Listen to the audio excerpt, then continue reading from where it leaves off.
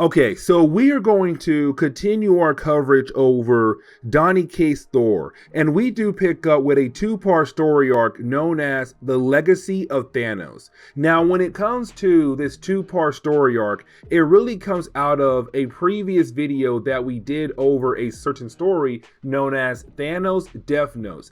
In that story, we had learned that there was a secret base that was basically made by the father of Thanos, who was trying to keep tabs on everything his son was doing across the universe. Now, Thanos found the base and began to use the base for himself. Either way, later on in the timeline, Thor found the base and was beginning to go through all the different files to figure out how to stop Thanos, but to also find out somebody else was there before he was, looking for some kind of information, and that would have been Corvus Glaviel. And we kind of find out that Corvus Glaviel is currently looking for the Black Infinity Stone, and that is very important, something new coming into Marvel Comics. Now, with that being said, when it comes to Thor, he's wondering how in the world can he find Corvus Glaviel? But on top of that, where is the Black Infinity Stone being kept at? And so getting into today's storyline, we actually pick up with Broxton, Oklahoma. And the reason why, because there is a castle in Broxton, Oklahoma, better known as Little Asgard. Now, the reason why it has that name, because there is a child being kept inside there. That child is the child of Odin and also Freya. That would be the youngest sister of Thor, Lossa. And when it comes to Lossa, like I said, she is the daughter of Odin and Freya, but she has a third parent. Yeah, you heard that right. Her third parent is Surtur. Now, the reason why, because when Odin and Freya made love to, well, make her, they made love in the home realm of Surtur. And his essence is kind of all over his realm. And so a part of him was able to become part of the baby as well. And so she has three parents: Odin, Surtur, and Freya. Yeah, you heard that right. Either way, she's been kept in Little Asgard for special reasons. But Corvus Glaviel had appeared. Now, he lied to the young girl, saying that the reason why he is there is to take her over to her mother. But in reality, he needs her blood. And the reason why? Because her blood can access a hidden temple. You see, when it comes to Thor, Angela, Loki, and also Lossa, they have a grandfather, Odin's father, and that would be Bor. And apparently Bor had a hidden temple in another realm known as Niflheim. Inside that realm, there is an area that nobody knows how to get to. Apparently there's no map how to get there. It's hard to get there for a special reason. Why? Because apparently he is keeping a very special temple or a very special item locked away in that temple that's hidden in Niflheim. And so right now he needs Lossa, the daughter of Odin, but the granddaughter of Bor, to be able to access that temple to get the item that he is looking for. Her blood is the key for his success. But finally getting over to Thor, you have Thor trying to figure out how to access that hidden place that Corvus Glaviel had to take Lossa to. Because remember, it's somewhere in Niflheim, but apparently no one knows how to get there. It's a hidden area that's blocked by magic by Bor, the grandfather of Thor. And so with that being said, you have Thor getting very upset with the idea that he has no idea how to find that certain area. Except you didn't have Lady Sif walk in, and she says, why not ask somebody who was possibly there alongside with Bor, who was probably there with him when it came to making sure nobody has access to that actual area. And that would be Runa. Runa was a Valkyrie for Bor way back then. And so most likely, if she was a Valkyrie for him, she most likely was there with him when he tried to make sure that nobody had access to that certain area. And so you have Thor go find Runa. Now, when he does, she confirms that she knows how to get there. But the thing is, she does not want to go there at all, because the only thing she remembers about that area is a lot of bad things happening there, horrible things. And she's kind of like, no, I do not want to go back there at all. Like, please do not let me go back there. But you have Thor say, listen, if you know how to access that area, you have to help me. Corvus Glaviel, this bad guy, has kidnapped my sister, Lassa. We have to save her. And because Lassa's a child, that right there freaks out Runa even more. She feels really bad about the idea a child has been taken for some crazy idea. And so she agrees to take Thor to that certain area, but at the same time, she's still scared to go back there.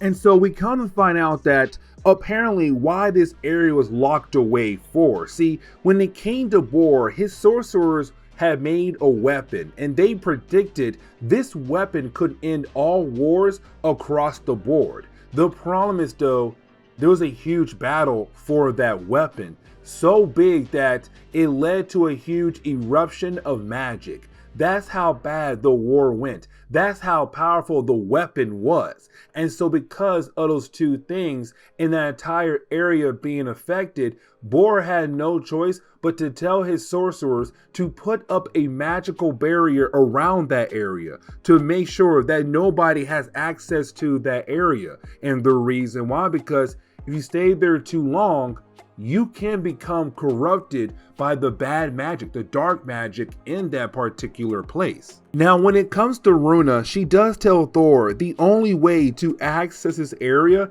is to go through the ice. And what she means by that is there is a particular area of ice you can stand on. But once you break that ice and begin the process of traveling through the water, it will get darker and darker. But you just have to keep swimming. And the reason why, because once you are able to continue to a certain point, you'll then be able to access that area.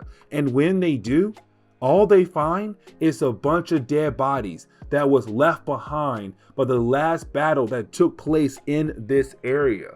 But on top of that, there are also different kind of obstacles that our two heroes have to go through if they want to be able to catch up to Corvus Glaviel. So like, for example, when they go inside the cave that can lead them closer to Corvus Glaviel, the shadows in the cave begin to attack them, and these shadows are trying to kill them off.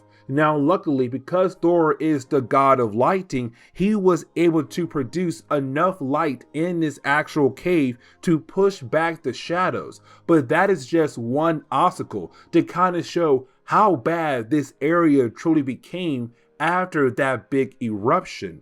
But getting back over to Corvus Glaviel in Lassa, we kind of find out how far they have gotten on their adventure, how far ahead they are from Thor. And we kind of find out they have reached some kind of door, a door that was locked away by Bor. But to be able to access the door, you have to spill the blood of Bor's bloodline. And because Lassa is the granddaughter of Bor, that means she's part of the bloodline. Her blood being spilled could be the only way to open up the door so that Corvus Glaviel can get the item that he has been looking for. But getting back over to Thor and Runa, as they travel deeper and deeper into the actual cave, well, that is the moment you have Thor realize they're not alone in this cave at all. Now, when it comes to Runa, she's kind of like, that's wild, because nobody should be able to survive in this area. The dark magic is so bad here that the longer you stay, the worse it could be for you. Except that is the moment you have Thor and also Runa be confronted by Bor, the grandfather of Thor. For some reason, Homeboy is inside this dark area. But as we jump into the second chapter, we are technically told that this is not Bor. What I mean by that is, it is Bor, but this is a time echo. A time echo is kind of like a flashback that's left behind for other people to see. to kind of learn what happened at that certain point in time.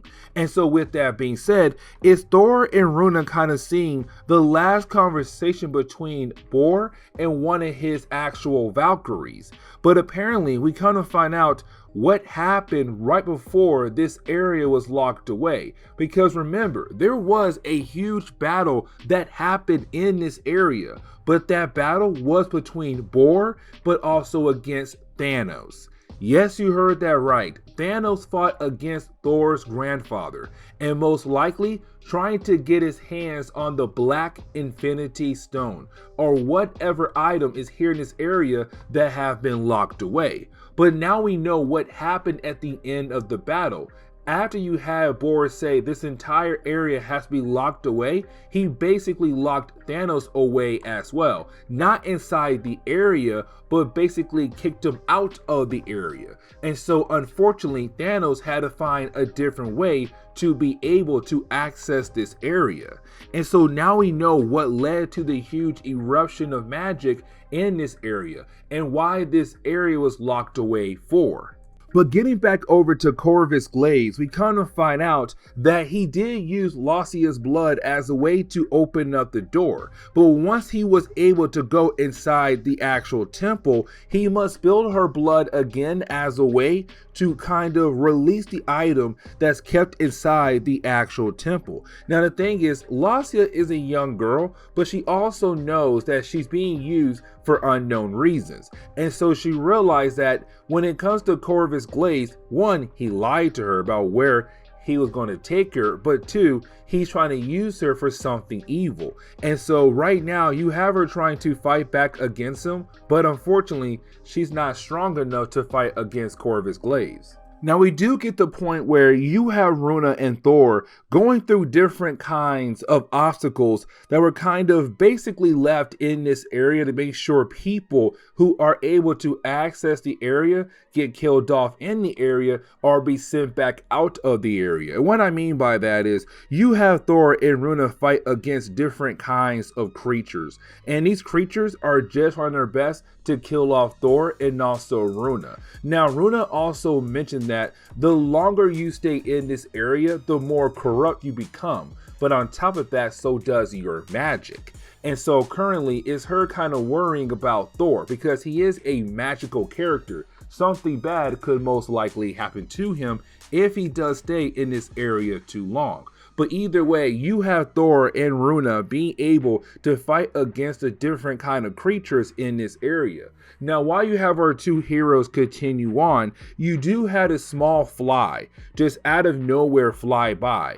This fly is going to be very important for the next story arc that we are going to cover. And so you have Thor and also Runa being able to catch up to Corvus Glaviel. Now when they do, you have Corvus Glaviel say, if you take one more step closer, I'm going to kill off your sister. And of course, you have Thor not take that extra step. But the problem is though, he has to save his sister because if she does die, her blood is on his hands technically. And so you have Thor saying, you know what? I have to think of a different way. Now, remember, when it came to Runa, she said earlier, the longer you stay in this area, the better chances of your magic becoming corrupted.